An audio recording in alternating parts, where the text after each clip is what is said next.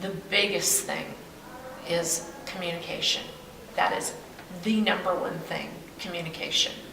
If you cannot be 100% honest with each other and communicate what's going on in your relationship, your needs, your wants, your fears, you're not going to be successful. The last relationship I had, the one I was married to recently that I just got divorced from, he used to say that I didn't know how to communicate.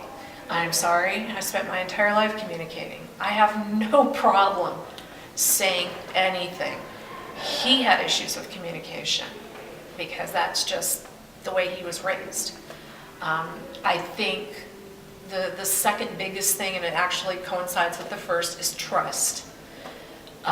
You really do have to trust your gut instinct in a relationship. If you feel like something is wrong, address it. Do not sit back and let things fester. Don't feel like you have to walk on eggshells in a relationship.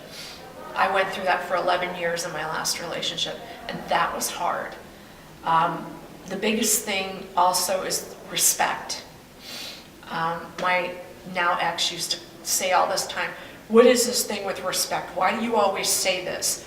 Obviously, he didn't understand what respect was. You have to respect each other. You have to give each other a certain amount of space, and you can't get in each other's face when emotions are too high. You have to be able to say, okay, we need to take a little time away from each other to cool down and assess the situation as adults. And I think that's probably one of the hardest things to do, because unfortunately with the invention of cell phones, our noses are in our cell phones all the time. We don't respect each other enough to put that thing down and talk to one another face to face.